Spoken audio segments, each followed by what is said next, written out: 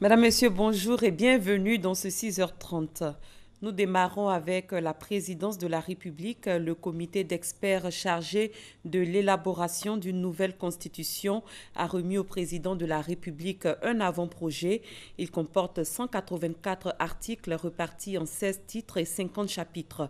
Cet avant-projet sera soumis à l'examen du Conseil des ministres le mercredi prochain avant son passage devant le Parlement le 5 octobre prochain.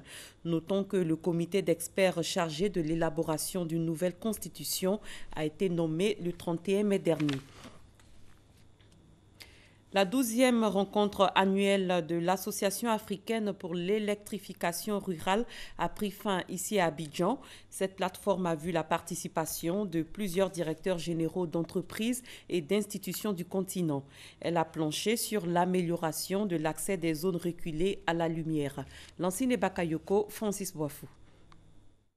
À cette 12e Assemblée générale d'Abidjan, les participants ont réaffirmé la nécessité de mutualiser les expériences entre structures nationales en charge de l'électrification rurale. En amenant les expériences de part et d'autre, de la Guinée, de la Tanzanie ou de l'Ouganda ou du Sénégal, ça nous permet chacun d'apprendre de l'autre et à partir de là de définir les meilleures stratégies pour développer l'électrification rurale à moindre coût. Les projets ne manquent pas, mais les ressources nécessaires ne sont pas encore à la hauteur du défi. Il faudrait environ 15 000 milliards de francs CFA jusqu'à 2030 pour réaliser l'électrification de l'Afrique subsaharienne.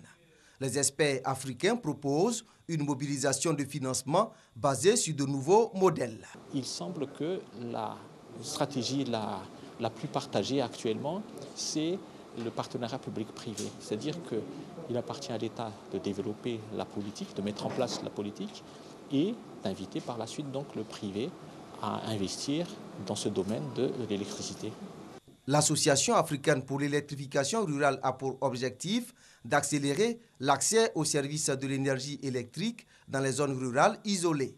Le projet devrait permettre de couvrir au moins 50% des populations de ces zones à l'horizon 2030.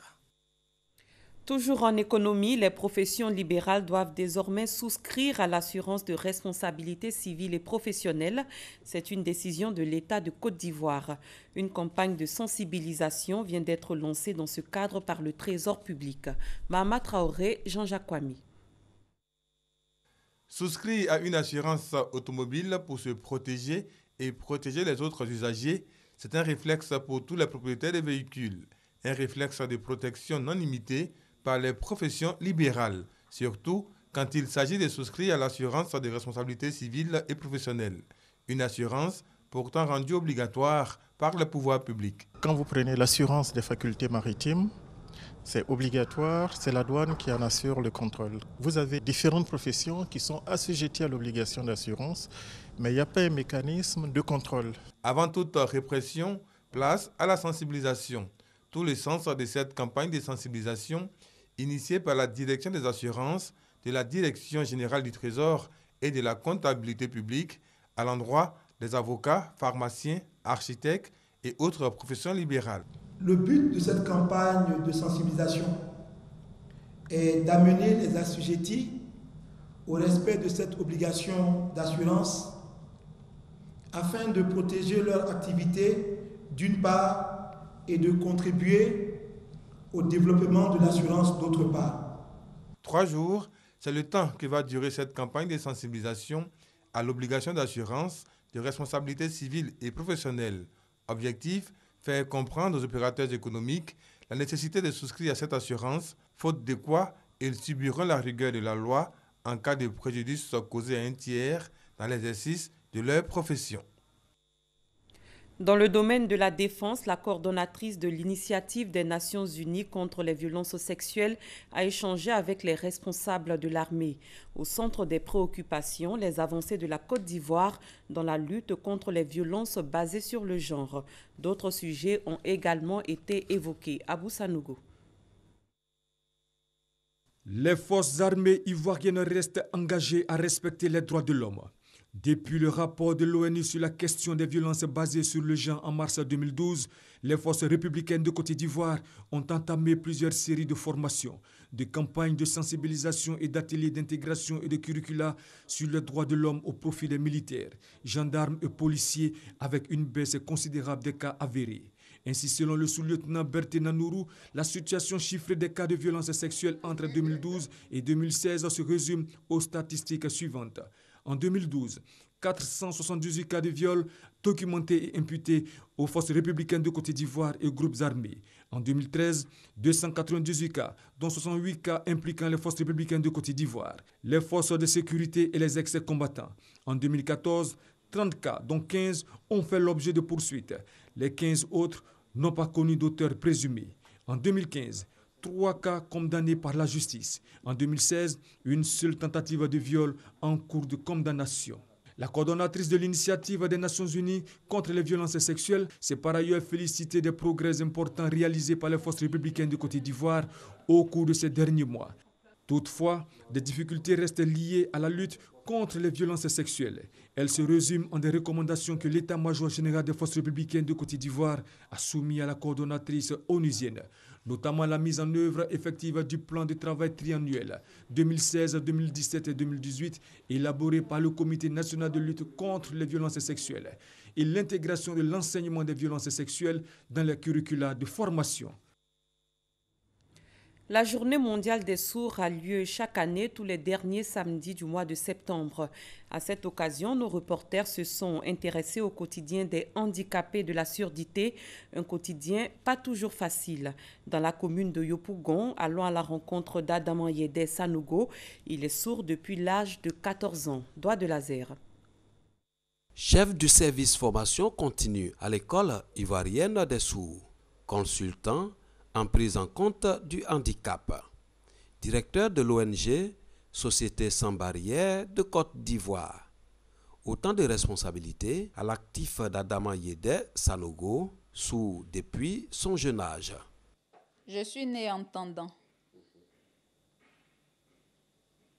Je suis tombée malade à l'âge de 14 ans. J'ai eu la méningite. Après, je suis guérie. Mais je suis restée sourde. À cette période, j'étais en classe de CM2. Je suis allée en 6e avec les autres enfants entendants. Mais je regardais le tableau ou je regardais les cahiers de mes voisins et j'étudiais à la maison. Adama Yedé Sanogo est marié et père de 2 enfants. Son handicap ne dépeint pas sur sa vie familiale. Être sourd n'est pas une fatalité pour lui. Ça fait 12 années de mariage. Je suis très heureuse dans mon couple. Aucun problème. Entre ma femme, mes enfants et moi, il n'y a aucun problème de communication. Mais ils sont conscients que leur papa est sourd. Ils ont appris les signes avec moi. Il est important que les personnes sourdes puissent avoir accès à l'emploi. À l'école ivoirienne des sourds de Yopougon, plus de 300 personnes en état de surdité sont encadrées chaque année. Elles sont formées à l'apprentissage des signes. Pour Joël Moussezi, l'une des enseignantes de cette école, le métier est passionnant. Si vous ne connaissez pas la langue des signes, quand vous rencontrez une personne sourde, c'est difficile. Vous avez un message pour la personne, c'est difficile de lui transmettre ce message-là. Je pense que la langue des signes doit être vulgarisée. C'est un moyen de communication. C'est une langue à part entière comme l'anglais, l'espagnol. Et c'est très utile pour les personnes sourdes. Pour la prise en compte des personnes sourdes, une journée mondiale leur est dédiée depuis 1958. Elle est célébrée le dernier samedi du mois de septembre de chaque année et donne ainsi l'occasion d'égrener les difficultés auxquelles sont confrontés les sourds dans le monde. C'est aussi le lieu de sensibiliser la population au langage des signes. Une délégation du ministère de l'Entrepreneuriat, de l'Artisanat et de la Promotion des PME était récemment à Azaguié, à l'Université de l'Entrepreneuriat, destinée à la formation des jeunes aux métiers de l'agro-industrie. Il s'agissait d'une visite de terrain pour mieux s'imprégner de l'expérience des grandes écoles occidentales en la matière. Franck Quadiou. Azaguier, des cailles, des moutons, un décor de ferme à la réalité, un centre d'incubation agro-pastoral et non loin des bâtiments en construction. C'est le site de la future université de l'entrepreneuriat. Une initiative située dans le cadre d'un partenariat secteur public-privé entre le ministère de l'entrepreneuriat national, de l'artisanat, de la promotion des PME et le secteur privé. Une visite d'imprégnation donc pour mesurer la fiabilité de l'instrument. C'est un signal fort à la jeunesse ivoirienne, aux entrepreneurs ivoiriens de dire qu'on peut entreprendre en Côte d'Ivoire et on peut réussir l'entrepreneuriat. Cette école permettra désormais à nos enfants de ne pas avoir simplement le syndrome de fonctionnariat, mais le syndrome de l'entrepreneuriat, ce qui leur permettra d'évoluer à leur manière. Visite de terrain, mais aussi séance de travail à travers des vidéoconférences une fois de retour à Abidjan. L'idée est de créer l'interaction avec l'expertise occidentale en matière d'entrepreneuriat au moins d'incubateurs d'entreprises. La démarche vise à terme pour le ministère de l'entrepreneuriat national à créer davantage d'opportunités d'emploi et de PME ivoiriennes adaptées aux normes qualité internationales. Un mot de culture, la ville de Divo, dans la région du Lodjibois, veut se redorer le blason au plan culturel. La municipalité a pris diverses initiatives, dont la création d'un orchestre. Le réveil culturel de Divo a débuté au cours de ses vacances 2016, nous disent Soro Corona et Kader Sogodougou. Divo reste l'une des villes culturelles de la Côte d'Ivoire, d'où sont partis de nombreux artistes, dont la troupe théâtrale Djibois, Manu Gallo, l'orchestre Oya et Feu Louga François. Cet aspect qui faisait la fierté de Divo tend à disparaître. Pour redonner à Divo sa valeur culturelle, la nouvelle équipe municipale mène des actions avec l'acquisition d'un orchestre. Un orchestre qui va permettre de détecter de nouveaux talents.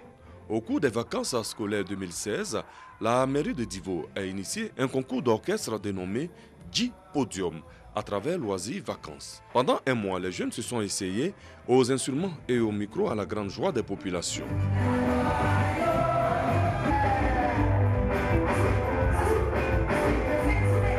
Au thème de cette première édition de J Podium, les meilleurs musiciens et chanteurs seront retenus pour former un nouvel orchestre à Divo. La mairie de la capitale de la région du Lodjibois a exprimé son engagement à accompagner toute action allant dans le sens du réveil des activités culturelles à Divo. Kwaku Kofi Amédé a annoncé la création d'un studio d'enregistrement à Divo. C'est de faire tous les efforts pour que Divo redevienne ce qu'elle a été. Il y a beaucoup de jeunes artistes qui sont à Divo. Donc nous sommes convenus de pouvoir faire un tout petit studio d'enregistrement de sorte que ceux qui veulent sortir des petits albums puissent le faire dans ce studio-là. Toutes ces actions sont menées pour revaloriser la culture d'Ida et faire de Divo la capitale de la culture du Lodjibois.